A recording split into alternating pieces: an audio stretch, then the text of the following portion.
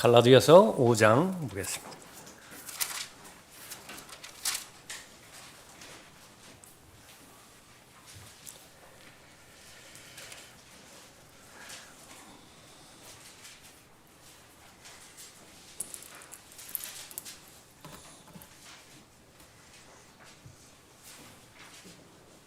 구체적으로 성령의 열매는 어떠한 열매들이 있는 것인가 살펴보는데요. 22절에 그러나 성령의 열매는 사랑과 기쁨과 화평과 오래 참음과 친절과 선함과 믿음과 온유와 절제니 그러한 것을 반대할 법이 없느니라.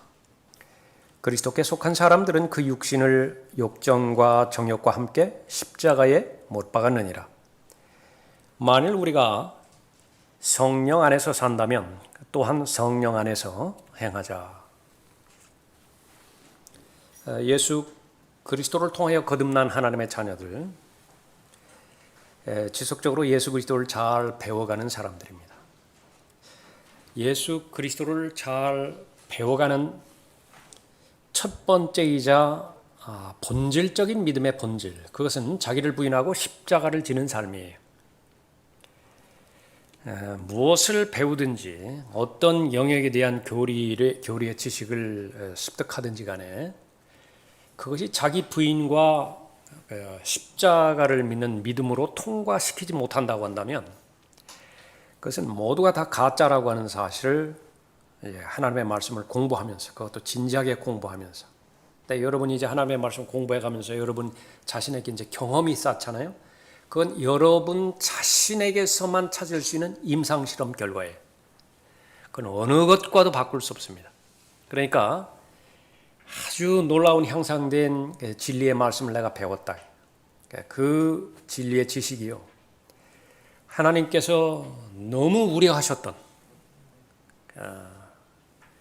너무 걱정하셨던 그 현상이 나게 발생하지 않으려면 그것이 무엇이죠?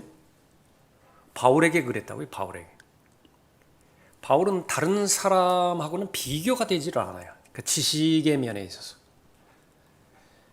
무슨 선배 사도들을 통해서 이렇게 배우게 하신 것도 아니고, 그 독립적으로 불러내셔서 개인적으로 신비를 알게 해주셨거든요. 하나님의 그 신비들을 그렇게 알게 해주셨는데, 특히 교회의 교리라든지 교회의 목적, 교회의 앞으로의 예언, 이런 모든 부분들을 다 알려주셨고, 실제로 또 셋째 하늘까지 그렇게 경험케 해주셔서 하나님께서 특별한 방법으로 관리하지 않으시면, 특별한 방법으로 통제하지 않으시면 그 본인을 감당을 못해요. 그것은 그냥 교만하게 될 것이고, 교만하게 되는 순간에 지금까지 받아왔던 모든 하나님의 은혜는 물거품이 되어버리는 거예요. 그것은 하나님께서 아시는 부분이고 마귀도 정확하게 알아요. 그 사실을. 그렇게 해서 마귀가 인생을 도둑질하고 죽이고 멸망시키려는 파괴적인 목적이 분명한 목적이라고 한다면 어떤 방향으로 건드릴지를 너무나 분명하게 아는 거죠. 보호하신 것입니다. 하나님께서 바울을 보호해 주신 것이죠. 그러니까 마찬가지로 우리에게도 똑같은 일들이 일어나는 것인데, 하나님의 진리의 지식을 알면 알아갈수록 더욱더 예수 그리스도의 성품으로 닮아가는 것입니다.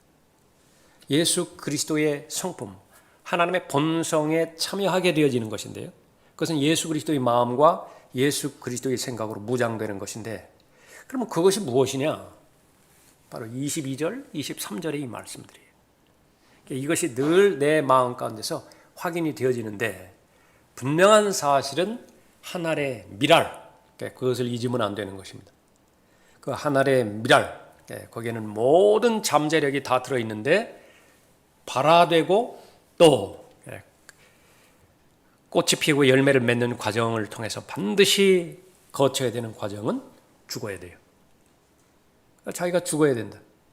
그러니까 나를 얼마만큼 자기를 부인하고 자기에게 져야 되는 그런 십자가를 지고 가는 것인가, 그것이 가장 기본적이면서도 가장 중요한 예수 그리스도를 배우는 본질이에요. 다른 것들은 다 배운다 하더라도 이것을 배우지 못하고 실천하지 못한다고 한다면 그것은 고린도전서 13장의 근거처럼 곱하기 제로예요. Nothing. 아무것도 아니에요. 아무것도 아니에요. 아무것도 아닐 뿐만 아니라 옆에서 세워가는 사람들을 파괴시켜버린다. 그러니까 마귀의 도구로 전락해버리는 것입니다. 불의의 도구로 전락하게 되어지는 거죠. 이 땅에 존재하는 교회, 교회를 사람들은 전투하는 교회라 그렇게 언급하고 있죠. 전투하는 교회와 동일한 내용을 담는 표현이 열매 맺는 교회예요. 그 둘은 분리가 되지 않아요. 끊임없이 전투하고요. 믿음의 선한 싸움을 싸우고 영적 전쟁에서 늘 승리를 쟁취한다고 한다면 그 결과 풍성한 성령의 열매를 거두게 되어지는 것입니다. 전투는 잘하는데 열매가 없다. 뭐 그런 것도 없고 열매는 풍성한데 그 사람의 전투력이 없다. 그런 것도 없어요. 그래서 이 부분이 하나님께서 가장 원하는 열매 맺는 부분이라고 한다면 늘 확인해야 되는 것이 나는 그리스도에 속한 사람인가? 나는 그리스도께 속한 사람인가? 성경적 정의는 뭐죠? 24절에서 그리스도께 속한 사람은 그 육신을 욕정과 정욕과 함께 십자가에 못 박았느니라. 이 십자가에 못 박은 것도 그 성령 하나님께서 역사해 주신 것이죠. 예수님께서 십자가에 달려 돌아가셨을 때 나도 함께 못 박혔다라고 하나님께서 알려주셨는데 그 사실을 믿는 것입니다. 그 사실을 믿는 즉시로 나에게 현실화됩니다. 그러니까 믿기 전에는 그것은 이론상으로만 존재하는 거예요. 예수 그리스도께서 십자가에 못 박혔을 때 나도 함께 죽었다더라. 이론이에요, 그냥. 나한테는 아무런 변화가 없습니다. 근데 그것을 믿어야 된다고요. 마음으로 믿었을 때에 실제로 육신이 처리가 되어지는 것입니다. 만일 우리가 성령 안에서 산다면 그 기정사실, 그 말은 똑같은 말이 무슨 말이냐? 성령과 동행하는 거예요. 성령 안에서 행하자라고 하는 것입니다. 2장도 보십시오. 2장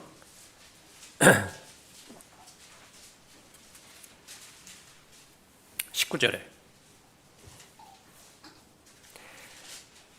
내가 율법으로 말미암아 율법에게 죽은 것은 하나님께는 살고자 함이라. 하나님께서는 살기를 원하는 거죠. 어찌하여 죽으려고 하느냐? 살라. 구체적인 방안이 이제 십자가를 통해서, 십자가의 죽음을 통해서 생명을 낳으신 것입니다. 내가 그리스도와 함께 십자가에 못 박혀 있으나 그럼에도 나는 살아있노라. 자, 이것이 이제 그리스도의 현실입니다. 그리스도인의 현실이라. 못 박혀 있지만 그럼에도 나는 살아있노라. 그리스도께서 내 안에 그러나 내가 사는 것이 아니요. 여기서 내가 사는 것이 아니요 그랬을 때는 육신을 말하는 것이죠. 욕정을 말하는 것입니다. 정욕을 말하는 거예요. 그것이 내가 사는 것이 아니요. 그리스도께서 내 안에 사시는 것이라. 그리스도께서 내 안에 사시는 것. 그리스도와 똑같은 성품은 속사람입니다. 새 사람이죠. 그 속사람과 새 사람이 능력을 발휘할 때가 있는데 언제인 것이냐? 예수 그리스도께 순종할 때예요. 그러나 속사람이 분명히 존재하지만은 예수 그리스도께 순종하지 않는다. 불순종한다. 그러면 옛사람에게 계속 두드려 맞는 거예요. 옛사람에게 계속 패배당한다. 그래서 1대1로 전쟁이 붙었을 때예요. 옛사람과 새사람의 전쟁이 붙었을 때는 새사람은 백전백패한다는 사실을 명심해야 되는 것입니다. 그 새사람, 속사람의 의미는 항상 성령 안에서 행할 때만 의미가 있어요. 성령께 순종할 때에만 의미가 있는 것이죠. 그러니까 그것을 알려주시는 것입니다. 그리스도께서 내 안에 사시는 것이라. 내가 이제 육신 안에서 사는 삶은 나를 사랑하시어 나를 위해 자신을 주신 하나님의 아들을 믿는 믿음으로 사는 것이라. 무엇을 믿죠? 무엇을 믿는 것입니다. 예수님께서 십자가에 달려 돌아가셨을 때 내 육신도 함께 처형이 되었다. 믿는 거예요. 그것을 믿는 거예요. 무엇을 믿죠? 새 사람의 존재를 믿는 것입니다. 이제부터 내가 사는 것은 바로 내 안에 예수 그리스도께서 사시는 것인데 그것은 바로 나에게 그리스도 안에 있는 새로운 피조물로 재창조를 해주셨죠. 새 사람, 속 사람이 있다라고 하는 사실을 믿는 것입니다.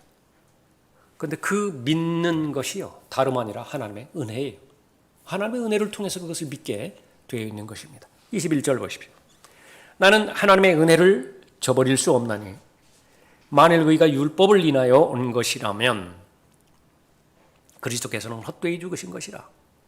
분명히 전지전능하신 내 안에 계신 예수 그리스도께서 나와 동행하셔서 하나님의 능력으로 역사하시는 것이 분명히 현실이 되어버렸는데 그럼에도 나는 배제시켜버려. 예수 그리스도의 도움을 배제시킨다. 성령 하나님의 인도하심을 배제시키는 거예요. 그러니까 나대로 하려고 한다. 나대로 하려는 것은 뭐냐? 내 행위에 의존하는 거예요. 내 행위로 얼마든지 모든 불법적인 요소들로부터 내가 차단시키겠다. 하나님을 기쁘시게 해드리고 하나님을 영화롭게 해드리는 일, 그것은 성령의 도움 없이도 성령의 능력 없이도 내가 얼마든지 할 수 있겠다. 종교적인 힘이거든요. 그리고 은혜 저버린 거예요. 하나님의 은혜를 저버렸다 그렇게 말하는 것이요. 하나님의 은혜를 저버린 사람은 말씀으로부터 또 기도로부터 단절된 사람을 말하는 것입니다. 그렇게 해서 성령의 열매, 이것은 맺어도 되고 맺지 않아도 되고 조금 느긋하게 생각하고 그런 것이 아니라 이것은 생존과 직접적으로 관련이 있다라고 하는 사실입니다. 조화와 생화, 그 차이, 그건 변화에 있어요. 변화. 그 조화는요 변화가 없어요. 어제나 오늘이나 내일이나 앞으로도 계속 그럴 거예요. 그 생화라고 하는 것은 어제 다르고 반드시 오늘 달라요. 겉으로 보기에는 똑같아 한다 하더라도 거기는 생명 현상이 존재하고 있는 것입니다. 믿음이 형성되어지는 곳은 마음이라고 그랬죠. 그 마음의 변화가 있습니다. 그 마음의 변화는 성숙을 향해서 계속 성장하고 있는 것이죠. 자, 오늘 두 번째 열매입니다. 성령의 열매 중 두 번째 기쁨이죠. 항상 성령의 열매에서 나타나는 이런 덕목들이 있습니다. 이것을 성령께서 역사하지 않아도 내가 그렇게 갖게 되어지는 문화적인, 인간적인, 또 내 경험적인 그런 그 덕목들과 반드시 구별을 할 수 있어야 돼요. 그래서 진짜 이렇게 살아있는 나무에서 맺는 열매, 그것은 실제로 먹을 수 있죠. 실제로 먹을 수 있다. 또 하나는 이제 크리스마스 트리, 그 트리에다가 장식으로 달아놓는 거 있어요. 그건 뭐 보기에는 이쁠지 몰라요, 아름다울지 몰라요, 눈을 즐겁게 해줄지는 몰라요. 그러나 먹을 수는 없어요. 그러니까 거기까지라게 거기까지. 그러니까 그 두 사이를 구분을 해야 되는데 기쁨과 재미를 구분할 수 있어야 됩니다. 예수님의 기쁨이 있거든요. 예수님의 기쁨이 그대로 전달이 되어지는 것이 성령의 열매인 기쁨이에요. 근데 예수님과는 상관없이 세상에서 많은 재미들이 있어요. 근데 그 재미를 기쁨으로 오인하거나 아니면 그 재미와 기쁨이 다른 것을 알아요. 그럼에도 불구하고 기쁨을 제끼고 재미를 선택하는 하나님의 사람도 있다라고 하는 사실을 알아야 되는 것입니다. 두 가지를 우리가 살펴봐야 됩니다. 세상에서 성공할 때 우리가 마음이 좋죠. 기쁘죠. 흐뭇하죠. 자녀들이 잘 될 때가 있습니다. 그건 나쁠 리가 없어요. 그러나 또 하나 고난의 역경을 통과해서 하나님께서 궁극적으로 주시는 성령의 열매인 기쁨이 있습니다. 두 가지 중에서 무엇이 더 우선순위에 차지하는 것인가? 그것을 통해서 내가 하나님 앞에 입증할 수 있습니다. 자녀가 세상적으로 잘 되어지는 결과 내가 기뻐하죠. 자녀가 성령 안에서 주님과 동행하고 하나님의 말씀을 통해서 기뻐하는 그 열매가 있죠. 그 두 가지를 비교해 보는 거예요. 간단하게 이야기해서. 그러면 솔직하게 이야기해서 나는 무엇을 더 선호하는 것이냐. 그래서 고3이 되면은요, 은근히 이 학부모들은 자녀가 교회 나오기를 원치 않는 거예요. 그건 말은 이제 직접적으로 못하고 스며시 거기서 간접적으로 뜻을 비춥니다. 아이들은 귀신같이 알아채요. 아, 부모님이 지금 나한테 뭘 원하는 것이구나. 예. 그 최소한의 시간만 하나님 앞에 드리고 나머지는 그냥 공부에 집중하게 만들어버리는 것입니다. 그래서 아주 좋은 대학에 갔어요. 원하는 결과를 얻었습니다. 그러니까 좋지요. 그 기쁨이 그 아이가 구령자가 되고 부활의 증인이 되어서요, 구령의 열매를 맺는 기쁨보다 훨씬 더 커요. 이 배교한 라오디케아 시대의 전형적인 특징입니다. 그러니까 내가 소유한 것으로 인해서 얼마든지 나는 만족을 가질 수 있어요. 그런데 그것은 예수 그리스도께서 문 밖에 계시기 때문에 그리스도로 말미암은 것은 아니에요. 그렇지만 좋다고요. 그 재미도 있다고요. 그러니까 그것을 내가 예수 그리스도를 잘 믿는 그 결과 하나님께 주신 복으로 착각한다. 그러니까 그런 것을 배제시킬 수 있어야 됩니다. 사도행전 2장에서 구원받은 하나님의 자녀들이 모여서 교제하지요. 거기에 두 가지가 있습니다. 하나는 즐거움이고요, 하나는 순전한 마음이에요. 그러니까 모임의 특징은 그렇습니다. 모임은 사모하는 대상이어야 된다고요. 모임이 거기에는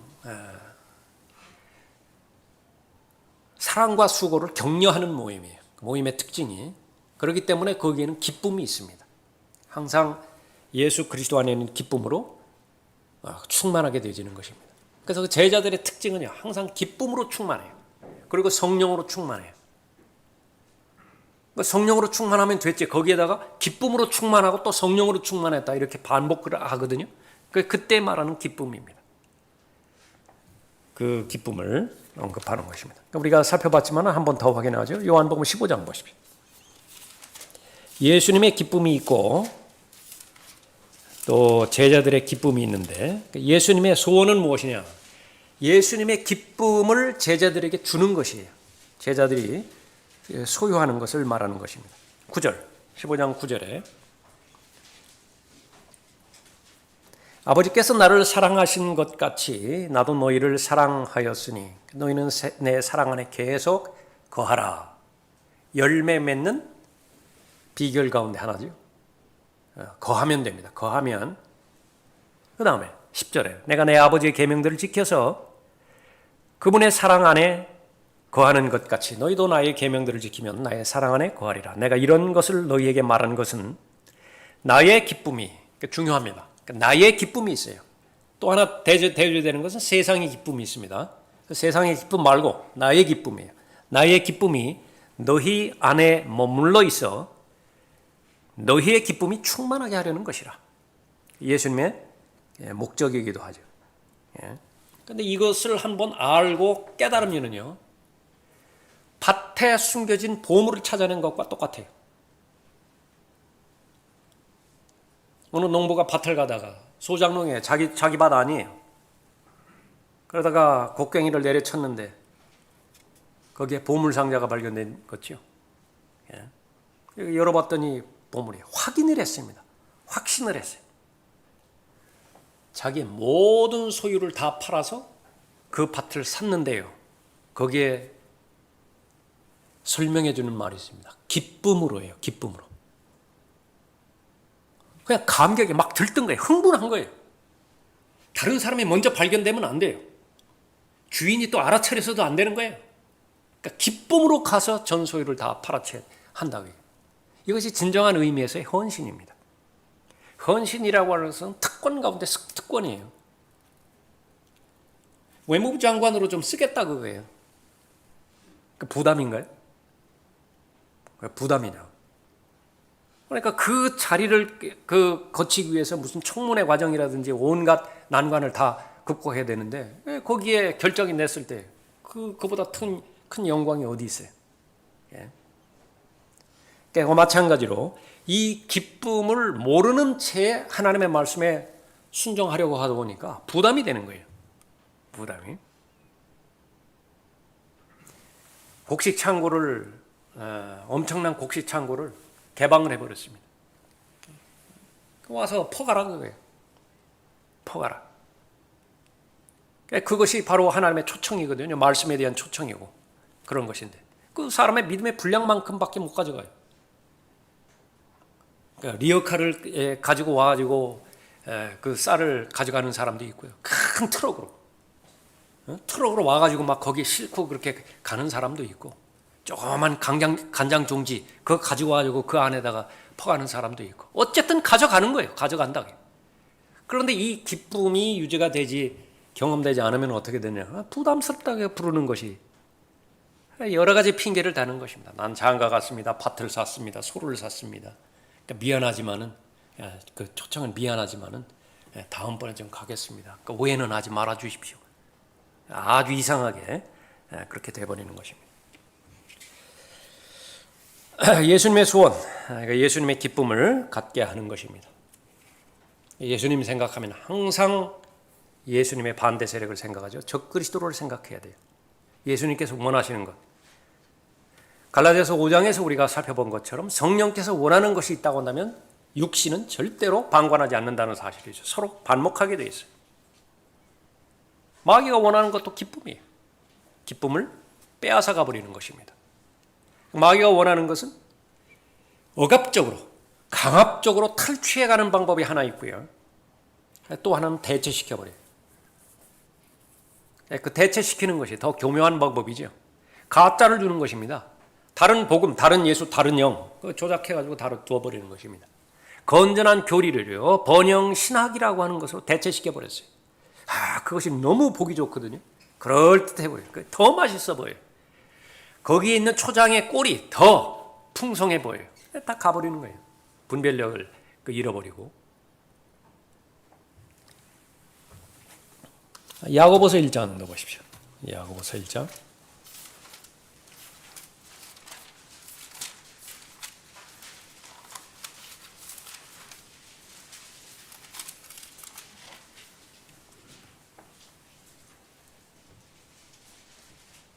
(2절에) 나의 형제들아, 너희가 여러 가지 시험에 빠질 때면 그것을 모두 기쁨으로 여기라. 믿음이 필요하죠.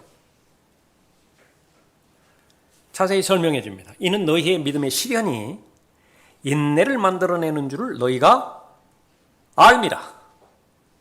지식 안에 있어요. 내가 고난 당할 때도 그렇고, 다른 지체가 고난 당할 때도 그렇고, 중보 기도라든지 내 개인적인 기도의 가운데서 우선순위를 차리는 것은, 이 고난은 우연히 찾아온 것이 아니에요. 기도의 방향은 어떻게 결정이 됩니까? 반드시 이 고난의 목적을 이루어 주십시오. 고난이 유익이 되게 해 주십시오. 그러면 고난이 유익이 되는 것은 어떻게 돼요? 하나님께서 나에게 인내가 필요하거든요. 그 조금 이따가 나오는 부분이지만 오래 참음이 나온다. 오래 참음. 그 오래 참음이라고 하는 열매를 맺기 위해서, 그건 반드시 맺어야 돼요. 그럼 열매 맺을 수 있는 방법은 무엇이냐고요? 그러니까 인내할 수 있는 환경으로 들어가야 되는 거예요. 절제할 수 있는 환경으로 들어가서 거기서 합격해야 돼요. 거기서 테스트에 통과해야 된다. 그러면 자연스럽게 인내라고 하는 열매가 병행해서 맺어지는 것입니다. 그 외에는 없어요. 그 외에는 오래 참음이라고 하는 열매를 맺을 방법이 없어요. 그러니까 그 수많은 환경으로 주었는데 그것을 인식한다고 한다면 나한테 고난이 다가왔을 때에 제일 먼저 부정적으로 반응하지는 않아요. 그러니까 단 조건은 무엇입니까? 요한복음 15장에 있는 것처럼 내가 늘 예수님 안에 거하는 것이 내 스스로 입증이 되는 거예요. 내가 예수님 안에서 거하는 것이 입증이 됐다. 그 반대의 경우는 무엇입니까? 내가 주님과 동행하는 과정 가운데서 이탈된 것을 내가 알아요. 그러잖아도 좀 찜찜했다. 이건 무슨 일 터지는 거 아니야? 뭐 이거 잘못되는 거 아니야? 그러다가 안 좋은 일이 걸렸다. 그건 두말할 것도 없어요. 돌아오라는 거예요. 회개하고 그 방향 다시 수정하라는 것입니다. 너무 풀어져 가지고요, 이 연주가 불가능한 상태니까 빨리 조율을 하라는 거예요. 그거 외에는 없어요. 그거 외에는 없다고요. 그래서 수많은 사람들에게 이 재앙들이 닥치고 개인적인 그 질병들이 닥치고 하는 것인데 소수만이 알아차리는 거예요. 소수만이. 그래서 복음을 찾고 하나님의 도우심을 찾고 해서 돌아오지만은 거의 대부분의 경우는 그냥 고생만 하는 거예요. 거의. 그러나 하나님의 말씀 가운데서 이 기쁨이요, 예수 그리스도가 아니면 설명이 안 되어지는 기쁨이 바로 성령의 그 열매로서의 기쁨이라. 2절 다시 보십시오. 나의 형제들아, 너희가 여러 가지 시험에 빠질 때면 그것을 모두 기쁨으로 여기라. 이는 너희 믿음의 시련이 인내를 만들어내는 줄을 너희가 알미라. 그러나 인내를 온전히 이루라. 이는 너희가 온전하고 잘 갖추어져 아무것도 부족함이 없게 하려 함이라. 9가지 열매는 단수입니까? 복수입니까? 단수예요. 어떤 하나가 배제된 상태에서 다른 것이 독립적으로 존재가 불가능하다고 말이죠. 예? 그 사람은 막 기쁨의 열매가 있는데 그 사랑이 발견이 안 된다. 그런 거 없다 그 말이죠. 그것이 이제 온전하게 잘 갖추어져 아무것도 부족함이 없게 하려 함이라. 성령의 균형 잡힌 그 열매가 잘 갖추게 하려는 것이죠. 너희 중에 누가 지혜가 부족하면 모든 사람에게 아낌없이 주시고 꾸짖지 아니하시는 하나님께 구하라. 그러면 그분께서 주실 것이라. 이 감옥에서 기록된 이 빌립보서, 거기에는 기쁨의 서신이에요. 계속 기뻐하라, 기뻐하라. 내가 또다시 말하니 기뻐하라. 그러니까 바울이 그 지하 감옥에, 토굴 감옥에 갇혀서 죽음을 앞두고 있는 것인데 뭐 그렇게 기쁠 게 있겠어요? 구원받은 사실로 인해서 그것이 믿음의 전부라고 한다면 그것은 이미 다 이루어졌잖아요. 그런데 뭐 그렇게 기뻐하느냐고요. 예. 그러나 이 예수 그리스도 안에서 예수님께서 주시는 기쁨, 이것은 예수 그리스도를 통해서만이 그 설명이 가능한 것이다. 그 기뻐하라라고 하는 말씀의 명령에 순종하기 위해서는 내가 구체적인 영역을 알아야 되는 것인데 이 상태에서 어떻게 기뻐해야 됩니까? 야고보서 1장 5절에서 뭐가 있어야 된다고 그랬어요? 지혜가 있어야 된다. 고난을 잘 극복하고 그 고난이 본래 주어진 목적대로 이루기 위해서는 반드시 지혜가 있어야 돼요. 지혜가. 그러니까 기뻐하라. 기뻐해야 되지. 초신자 때 그렇다고 말해요. 그러나 믿음이 성장하면 성장할수록 마귀는 고도의 전략을 가지고 가져올 것이거든요. 그러나 우리도 더 깊은 매뉴얼이 필요하다고요. 더 상세한 스펙이 필요한 거예요. 그 하나님의 말씀을 보았더니 기쁨과 지혜, 이거는 연결이 되어 있는 것이다. 그러니까 지혜가 없으면요 고난을 극복하지 못해요. 그 고난을 잘 극복하지 못하면 기쁨도 한계가 있는 것이죠. 그러기 위해서 기도하라고 한 거예요. 이 고난을 극복하기 위한 필수적인 지혜를 주십시오. 예? 그러면 하나님께서는 주신다고 그랬죠. 6절에 오직 믿음으로 구하고 아무것도 염려하지 말라. 예? 그래서 이 기쁨 있는 사람, 아주 잘 웃는 사람입니다. 잘 웃어요. 잘 먹는 사람이고요. 잘 자는 사람이에요. 그러니까 사람들 목적이 또 이거 아니에요? 이런 사람과 같이 있으면요 일도 잘 돼요. 에너지를 계속 공급을 받습니다. 그 사람과 같이 있고 싶어요. 반대의 경우에는 내게 있는 에너지 다 뺏깁니다. 그리고 만나보면 막 초췌해져 버려요. 자, 기쁨이 있어도 되고 없어도 되고 그런 것이 아니라 반드시 그렇게 돼야 됩니다. 여러분의 기도까지도 기도 가운데서 연결이 돼야 되겠죠. 여러분의 가정도 그런 가정이 돼야 되겠고 교회도 그런 교회가 돼야 됩니다. 그 가운데는 내가 있는 것이죠. 그 다음에 이제 세 번째 열매는 화평이에요. 화평. 빌립보서 4장 7절에서 그리하면 모든 지각을 초월하시는 하나님의 평강이 peace, 평강이 그리스도 예수 안에서 너희의 마음과 생각을 지키시리라. 마음, 그 사람의 혼이죠. 그 사람 자체예요. 그러니까 마음을 지키면 다 끝난 거예요. 마음을 지키면 다 끝났다.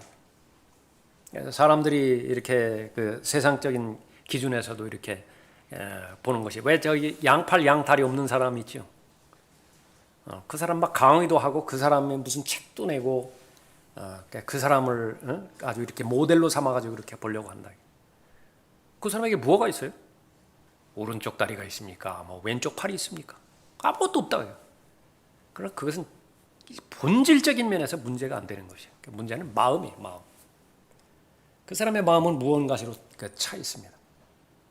그러니까 세상 살아가는 기준에 있어서도 그런 것이. 그러나 우리는 영적인 세계를 살아가는 영적인 존재이기도 하죠. 그것도 말할 것도 없습니다. 마음과 생각을 하나님께서 지켜주셨다. 무엇이 문제예요? 아무것도 문제가 되지 않는 것입니다. 그런데 구체적으로 거기에서는 하나님의 많은 속성들이 있는데, 성품의 영역들이 있는데, 거기에서 구체적으로 성품, peace, 평강을 말씀하고 있어요. 하나님의 평강이 마음과 생각을 지키시리라, 그렇게 말하고 있는 것입니다. 하나님의 화평, 하나님의 평강 반드시 누려야 되는데요, 조건이 있습니다. 아무나 누리는 것이 아니에요. 누가 누릴 수 있는 것이냐? 하나님을 두려워하는 사람에게만 가능해요. 하나님을 두려워한다고 한다면 하나님의 화평이 그 사람의 마음을 지켜줄 수 있는 것입니다. 골로새서 3장 보십시오.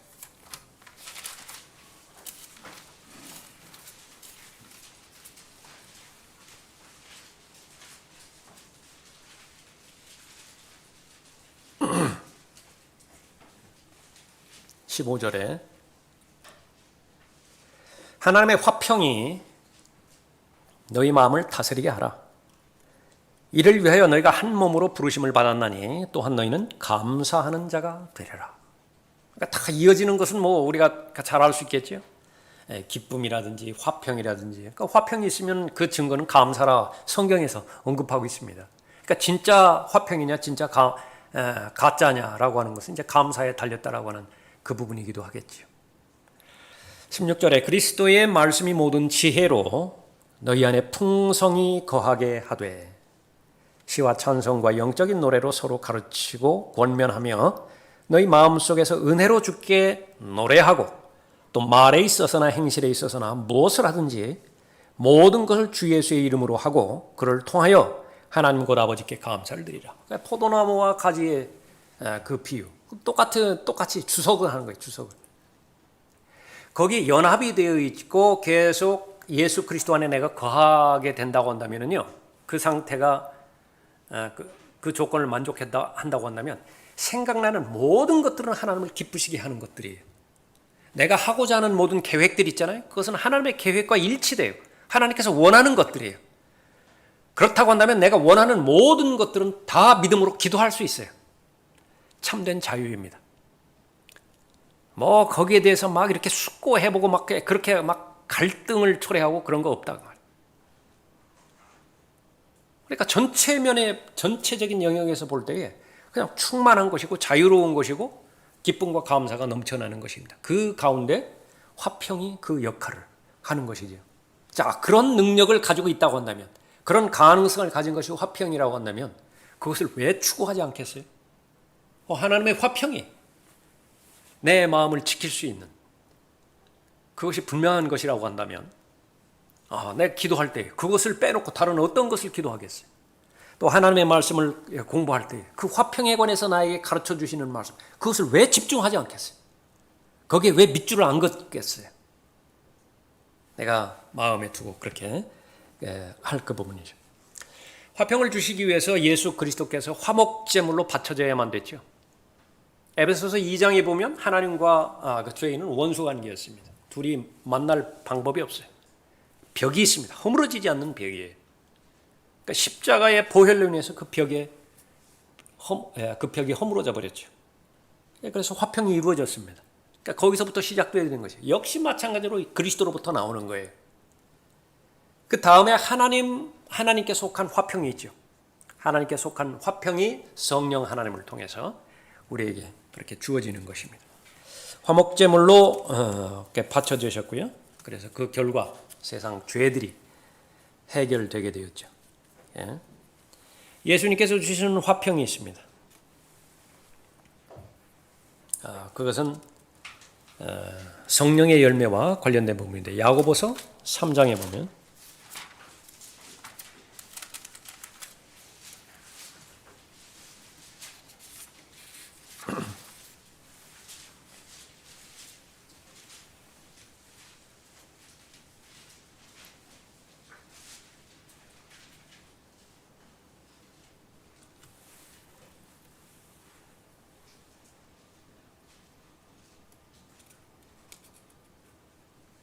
14절에 만일 너희 마음속에 독한 시기와 다툼이 있으면 자랑하지 말며 진리를 거슬러 거짓말하지 말라.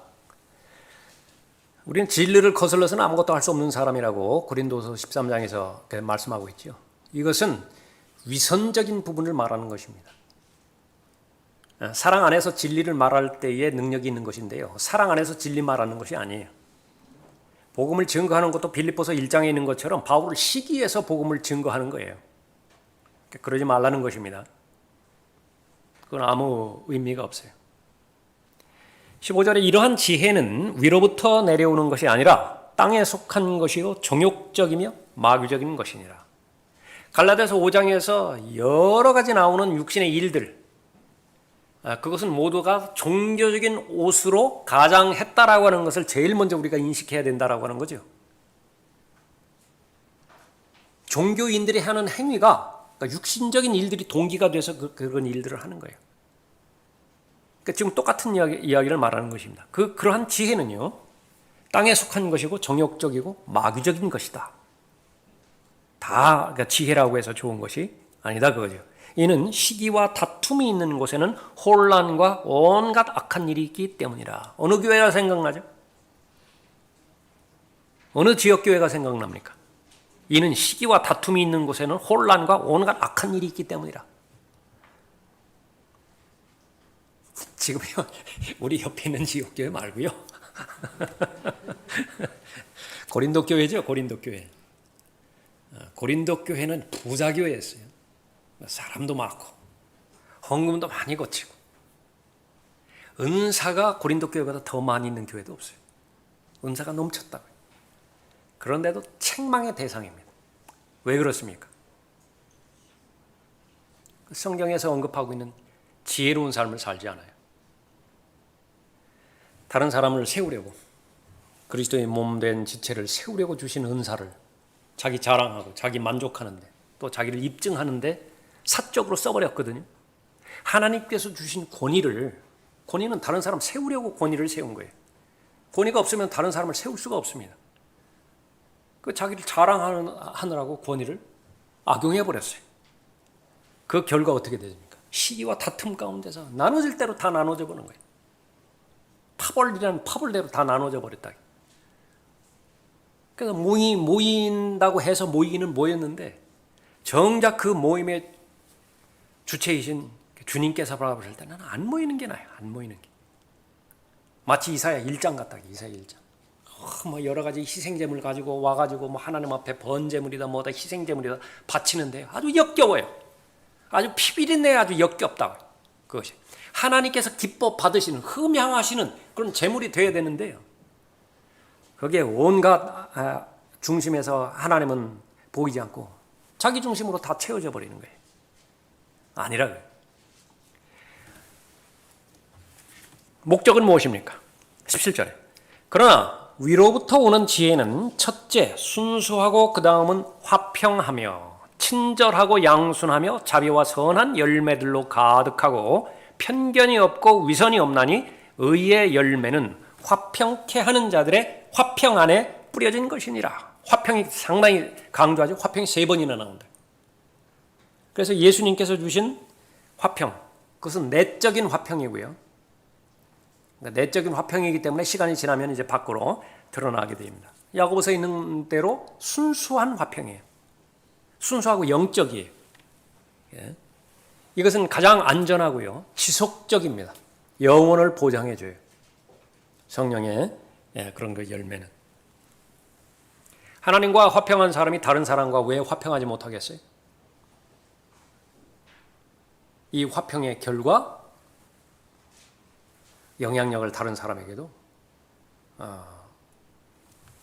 언급하고 있는 것입니다. 이 성령의 이 화평은 성령 안에서 나오는 그 부분임을 하나님의 나라의 정의에서 언급하고 있죠. 로마서 14장 보세요.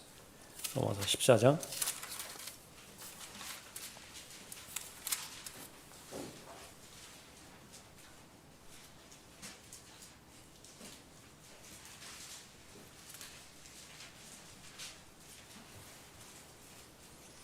17절에 하나님의 나라는 먹고 마시는 것이 아니라 다만 성령 안에서 의와 화평과 기쁨이라. 세 가지로 대표적으로 언급하고 있습니다. 의와 화평과 기쁨이라. 이러한 것들로 그리스도를 섬기는 자는 하나님께 기쁨이요. 계속 선순환입니다. 선순환이죠. 예수 그리스도로부터 기쁨을 받았고 그 기쁨을 누리고 있고 그 기쁨으로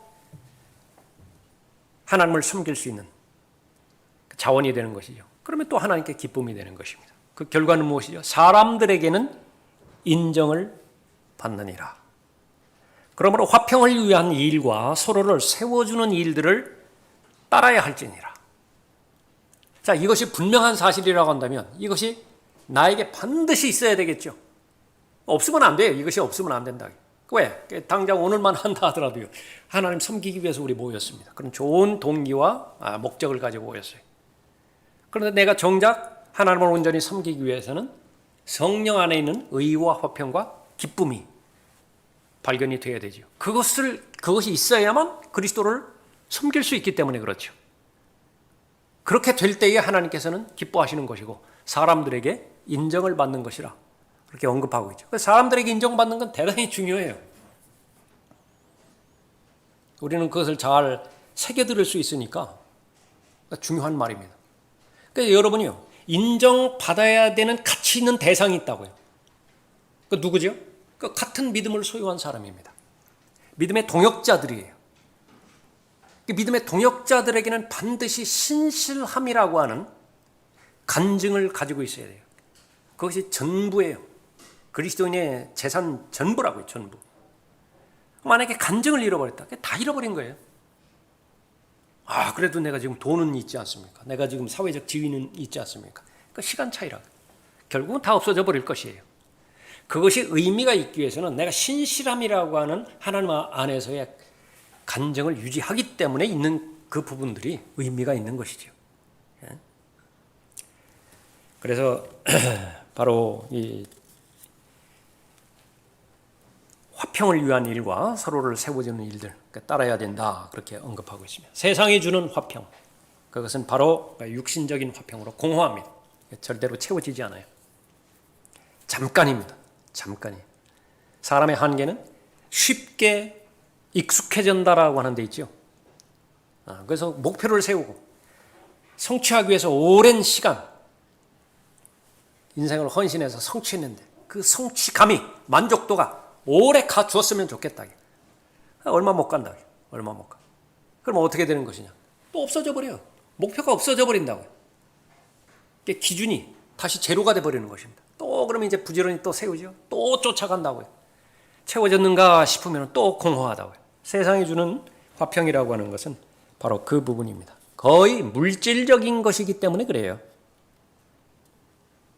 물질은요, 사람의 위는 채워질 수 있을지 몰라요.